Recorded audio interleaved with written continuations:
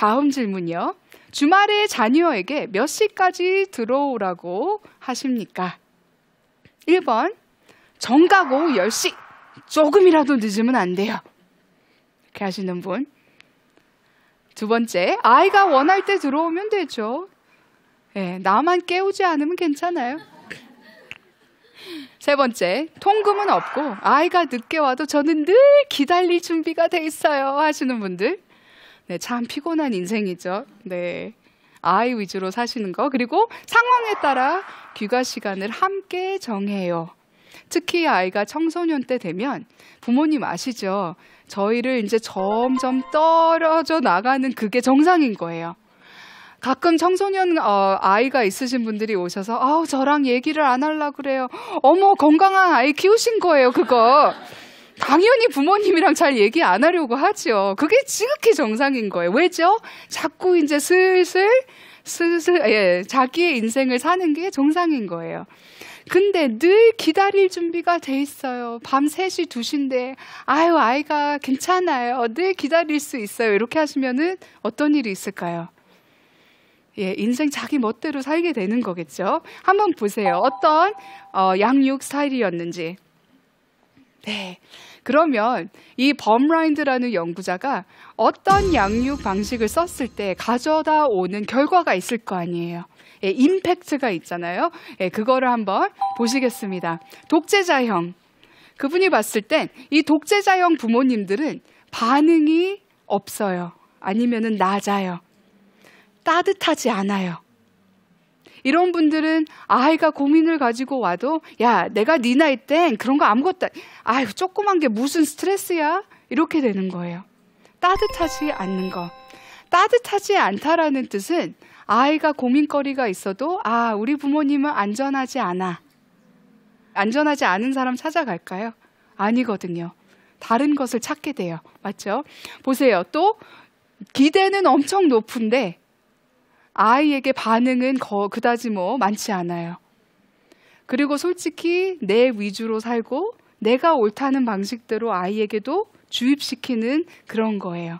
네, 영어로는 우리가 education as banking이라고 나와 있어요. 무슨 은행에다 돈 집어넣듯이 뇌에다가 자꾸 이렇게 하는 거예요.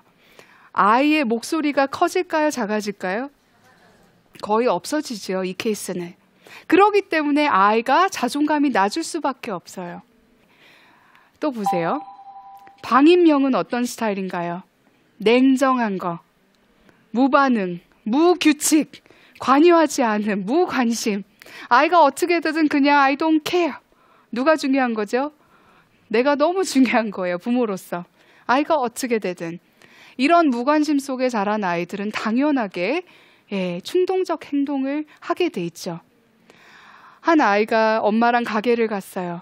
근데 아이가 말썽을 피우는 거예요. 우리 엄마로서 흔히 하는 거, 집에 가면 매 맞을 거야 했어요. 집에 왔는데 엄마가 잊어버리셨어요. 아이가 엄마한테 와서 엄마, 저 아까 매 때리신다고 그랬잖아요. 아니, 아이가 왜 그럴까요? 그렇게라도 저 좀 봐주세요 하는 거예요. 좋은 어텐션 못 주시면 나쁜 어텐션이라도 주시라는 거예요. 저 좀 봐주세요. 이렇게 되는 거예요. 당연하게 자존감이 낮고 나는 있어도 되는 존재, 없어도 되는 존재라면은 자살 생각 당연하게 생각하게 돼 있어요. 없어도 그만이니까. 이해되시겠죠? 다음 거 보실까요? 허용형이에요.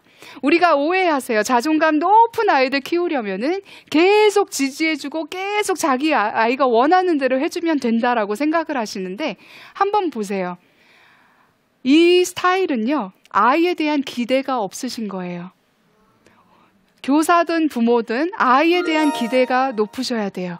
왜냐하면 내가 믿는 대로 되는 거가 아이예요. 우리 아이는 이렇게 될 것이다 하면은 아이가 반응하고 그렇게 돼요.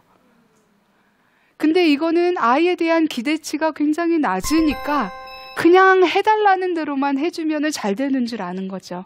알고 보니까 참 신기하게도 이 아이들 부족한 사회성이 있어요. 일단은. 왜지요? 토론할 기회가 없어요. 다 해주니까. 아이들은 토론하면서 살아야 돼요. 자기 생각 남에게 전달하고 남의 의견도 들어보고 중간쯤 맞춰주는 그런 스킬도 배워야 되는데 이거를 못 배우는 거예요. 뿐만 아니라 굉장히 이기적이죠. 우리 집에선 다 해줬는데 사회생활하면서 회사에서는 왜 안 들어주지? 이러는 거예요. 또 자기가 굉장히 특별한 줄 아는 거죠. 그러면 이 바움라인드와 또 많은 심리학자들과 또 저도 정말 높은 자존감을 키워낼 수 있는 방식이 그럼 어떤 방식인가 보니까 바로 권위형 방식이에요. 오해하지 마세요. 부모님은요, 아이 머리 위에 있으셔야 돼요. 내가 부모니까. 제발 부모들이 아이들 친구하려고 하시지 마세요. 친구 없으신가요? 그 12살짜리랑 꼭 친구하셔야 되겠어요? 아이들이 우리의 친구 대상은 아닌 거예요. 나는 부모기 때문에 권위는 있어야 돼요. 맞죠? 아이 머리 위에 있어야 되는 거예요. 다만 내가 부모로서 생각하고 가치관 이런 거 중요해요. 하지만 너도 중요하기 때문에 우리 한번 얘기해보자. 이거가 되는 거예요. 한번 보세요. 따뜻하고 호응적이고 보시면은 높은 기대를 가지고 있어요. 내가 우리 아이는 이런 아이다. 이렇게 될 것이다. 확실해요. 기대 참 높아요. 하지만 굉장히 따뜻해요. 반응이 늘 있으세요. 아이가 문제를 가지고 왔을 때 너 참 잘 이겨낼 수 있어. 근데 한번 얘기해봐. 엄마가 좀 이해할 수 있도록 얘기 좀 해봐. 대화를 한번 해보자. 아, 이런 상황에 나는 너가 이렇게 했으면 좋겠는데 너는 어때? 아, 엄마가 지난번에 이렇게 실수했었지. 그럴 때 엄마가 어떻게 하면 좋을까? 대화를 하시는 거예요. 그러면 아이가 목소리를 사용을 하게 돼요. 저는 한국에서 태어나고 8살까지 한국에서 지내다가 미국을 갔어요. 근데 미국 친구 집에 초대를 받아서 백인 친구 집에 이제 놀고 있는데 아버지께서 아침에 시리얼과 오믈렛과 토스트가 있는데 뭘 먹을래 하고 물어보셨어요. 제가 깜짝 놀랐어요. 그런 거에 대한 선택권이 있는 줄 몰랐어요. 근데 물어보시는 거예요. 그래서 오믈렛 먹을게요 했는데 오믈렛이 나왔어요. 그때 제가 어린 마음에 어떤 생각이 났냐면 내 목소리를 사용을 했을 때 달라고 하니까 나오는 거구나. 자기 자신의 파워가 있는 거를 이제 깨닫게 되는 거예요. 선택 여지를 안 주시면은 파워가 없어져요. 어떤 아이는 이렇게 얘기를 해요. 제가 자기 자신, 가족 그림을 그리라고 했더니 다 정상인으로 그려놓고 자기만 팔과 다리가 없어요. 여기 이 아이는 팔과 다리가 없네? 왜지? 필요 없어요? 왜 필요 없을까요? 이 아이는 2가지를 얘기를 했어요. 어린 아이가 필요 없어요. 다 해줘요. 그리고 2번째로 한다는 얘기가 할 수 있는 게 아무것도 없어요. 다 해주고 부모님께서 대비하고 있고 기다리고 있고 늘 그러다 보니까 이 아이가 무능력해졌다라는 뜻이에요. 그래서 이 부모님과 상담하면서 저는 이렇게 말씀을 드렸어요. 하시면 더 하실수록 이 아이의 팔과 다리를 쏙닥쏙닥 자르시는 거나 마찬가지입니다.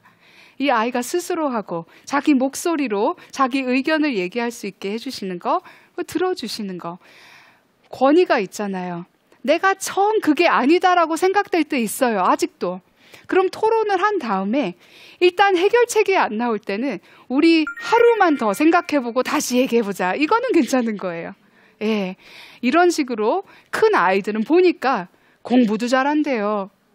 또 보세요. 자존감 당연하게 높죠. 존중해줬기 때문에, 신뢰해줬기 때문에 좋은 사회성도 있어요. 왜죠? 문제가 있으면 우리 한번 얘기해보자. 같이 해결책을 찾아보자. 이렇게 되니까요. 네. 근데 이 많은 양육 스타일이 있지만 정말 우리가 조심하셔야 될 거는 아이에게 상처 주는 일이에요. 특히 우리가 참 잘하는 거, 이 심리적인 조정. 이게 뭘까요? 어떻게 하면 심리를 조정할 수 있죠? 야, 내가 교사인데 네가 이러고 다니면 어떡해? 야, 너 때문에 내가 고개를 못 들고 다녀. 계속 죄책감을 심어주는 거예요. 이거는 아이의 심리를 조정을 하는 거예요. 내가 너 때문에 못 살아.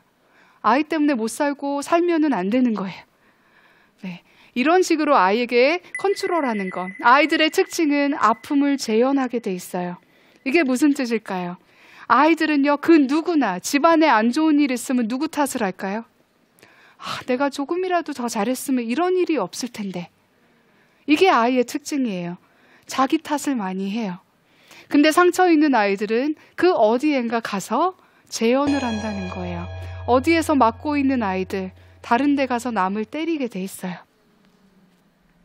저는 아이를 상담하면서 가족을 그리라고 해놨더니 한 아이가 이렇게 그려놨어요. 네, 여기 얼굴 큰 사람이 누굴까요? 아빠일 것 같죠? 아버지들 되게 고소하시겠어요. 엄마예요. 근데 여기에 남아있는 건 뭐냐면 일단은 치아라는 게 확 보여요. 아이가 사람을 그릴 때 치아를 이렇게 그리면 일단은요, 저희는 공포를 생각하게 돼요. 이 아이는 엄마 옆에 있고 싶을까요? 두려움의 대상인 거예요. 옆에 가고 싶지 않아요. 이런 아이는 정서적으로는 뿐만 아니라 몸도 아프게 돼요. 근데 알고 보니까 이 그림을, 아이들의 그림을 보면 여기에는 판타시도 있어요. 아이의 그림을 보면서 이 아이의 소원이 나와 있는 거예요. 이 가족은 4명이 있었는데 1명은 아예 그리지도 않은 거죠. 아예 이 사람은 없었으면 좋겠어요 라는 판타시인 거예요. 누굴까요? 알고 보니까 아버지께서 이 엄마를 학대를 하시고 엄마도 스트레스가 쌓이시니까 아이들, 2 아들을 학대를 하시고 저쪽에는 형이에요. 형도 스트레스 받으니까 동생한테 그렇게 하는 거예요. 네, 이 동생은 자기 자신을 어떻게 그렸을까요? 뭐가 또 없죠? 목소리가 없다라는 거예요. 아까 말씀드렸죠. 목소리가 없는 아이들은 왜 사는지, 있어도 되고 없어도 되고 그런 존재라는 뜻이에요. 그리고 굉장히 작게 그린 거죠.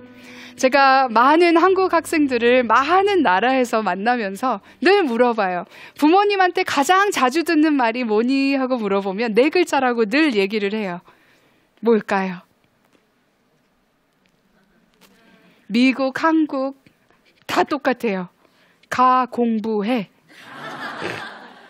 부모님한테 가장 자주 듣는 말이 가 공부해. 그냥 여기서 해도 안 되고 가 공부해. 근데 정말 행복해 보이는 학생들에게 제가 물어봤어요. 부모님한테 정말 자주 듣는 말이 뭐니? 가장 자주 들었던 말이 뭐니? 했더니 따라해 보실까요? Everything will be okay. 다 괜찮을 거야 라는 말을 들었다는 거예요. 차이점 느껴지세요? 가 공부해.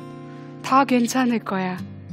이 다 괜찮을 거야 라는 뜻은 귀찮아서 그냥 아유 괜찮아 이게 아니라 지금은 이런 처지에 있지만 잘 해낼 거 내가 믿어. 다 괜찮을 거야. 너랑 친구랑 싸워서 지금 마음은 상해 있지만 그것도 잘 해결할 거 내가 믿어 하고 신뢰를 심어주는 말이었어요. 네, 정말 우리는 아이들을 사랑한다고 많은 것들을 해주고 있지만 지금 세션을 통해서 정말 요즘 세대 아이들에게 알맞는 양육 방식에 대해서 나눴습니다. 경청 잘해주셨습니다. 감사합니다.